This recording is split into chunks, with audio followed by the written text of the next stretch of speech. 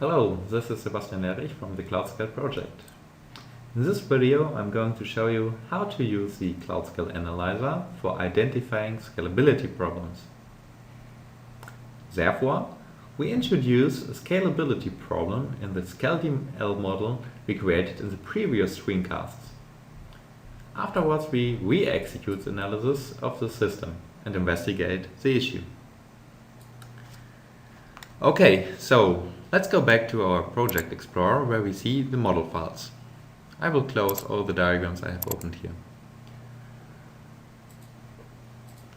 To introduce the scalability problem into our model, we will first change the usage model.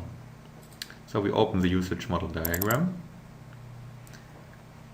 and we will alter the closed workload now to an open workload where more and more users will arrive. So we delete this closed workload by pressing delete and save. Afterwards, we now add an open workload to our home interaction usage scenario.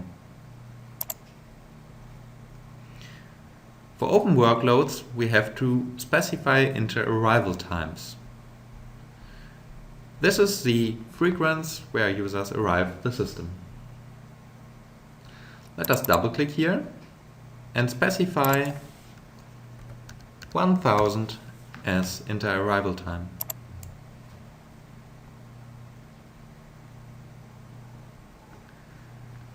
We confirm by save. Okay, let's close this usage model diagram and let us update another diagram. Let's go to the repository diagram and to our service effect specification for printing hello by double-clicking on this service effect specification. Let us modify the measured demand a bit. We observed that it's a relatively small demand for creating the string. So let us artificially increase this demand. What we end up with would be a higher demand then. So we double click here and just add a factor increasing the demand. So let us choose, for instance, let's say 100 million.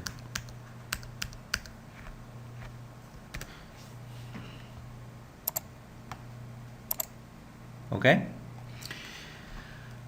So we now artificially increase the demand of this CPU demand, and I would now expect that the CPU is much more utilized per request. So I confirm now by OK. Save. And I can now close this diagram. The final modification we make is in the resource environment. So I double-click on the resource environment diagram and I now decrease the CPU processing rate. So I double-click on the processing rate and decrease it from 2.67 GHz to 1.67 GHz. So now we assume we have a slower CPU in our application server. I confirm by OK and save the diagram. And I also can close it. Now let us now rerun our analysis we conducted in a previous experiment. For that, we go to our run configurations and rerun the analysis. Again, the workflow engine starts and executes the simulation.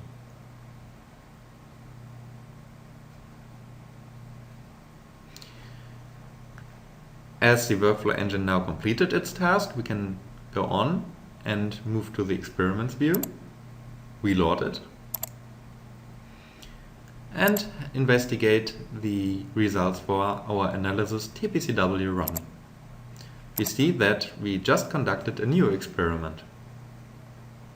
We open this experiment and have a look at the response times for the total, for the home interaction usage scenario, so the total response times found in our system. We double click on these response times and let's view them in a time series.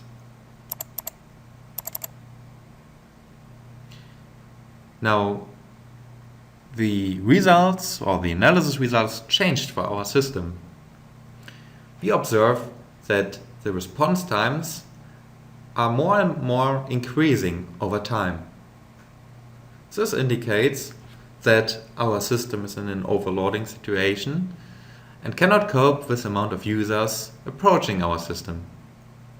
Therefore, we have some scalability issues in our system. We can confirm that our system is in an overload situation by investigating the utilization of our servers. As we only have demand on our application server CPU, it's most likely that the application server is overutilized. Let's investigate that by double-clicking on the utilization of the application server CPU. Let's have a look at the utilization pie chart now.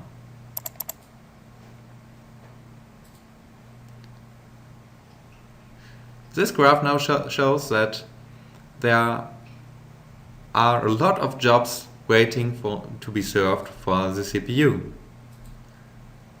Below in the legend we see that there is a case where 323 jobs are waiting, 107, and so on and so on. There's basically no time when the CPU is idle or when only one job is waiting for a job to be served. Therefore, we have a clear overloading situation here, as the CPU is not capable of serving so many approaching users, at least not at its current speed. How to cope with these issues now? For that, we go back to our Project Explorer. We can also close these graphs now. And reopen now the resource environment diagram. So I already identified the CPU to be too slow to cope with the given load. So let's try to increase the processing rate again by double-clicking on the processing rate and altering the value back to the original value we used. So now we have a 2.67 GHz CPU again. Confirm by OK. Save. You can also close the diagram now. And we now rerun our analysis. So basically that's now a what if scenario. So what if we make the CPU fast again? Is our system then scalable? So for that, we rerun our simulation. The workflow engine again starts and our 1000 measurements run through. It finished. We can go again to the experiment view, reload it, investigate the newest run, and have a look, first of all, on the response times of the home interaction usage scenario. We double click it and have a look at its time series. We see that now we kind of cope with the bottleneck situation as the response times are again distributed in a constant way. We can confirm that by investigating the utilization of the CPU of our application server. So we double click on the utilization of the application server, go to the utilization pie chart, and now see that our CPU is idle in 24% of the cases. In 56% of the cases, we see that one job is served, which is fine. In some cases, there are 2 or 3 jobs served, sometimes also more, but that happens very seldomly. So these jobs have to wait actively but if we see our response times, it's still okay. We can now also include the measurements from the previous analysis step to see the difference. So we can expand the previous run and also add the measurements of this run to our graph.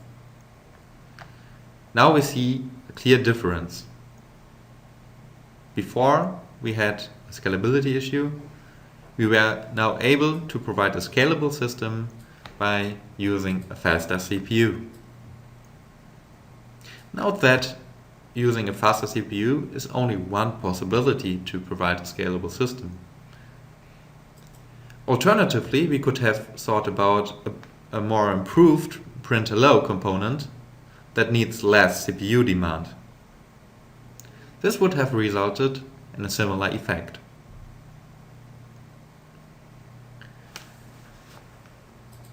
This is the final screencast of the first screencast series of the CloudScale Analyzer. You should have learned how to come to a complete ScaleDL instance, including the measurement for appropriate service demands. Furthermore, you have learned how to conduct an analysis with the CloudScale Analyzer and how to use it for detecting scalability problems.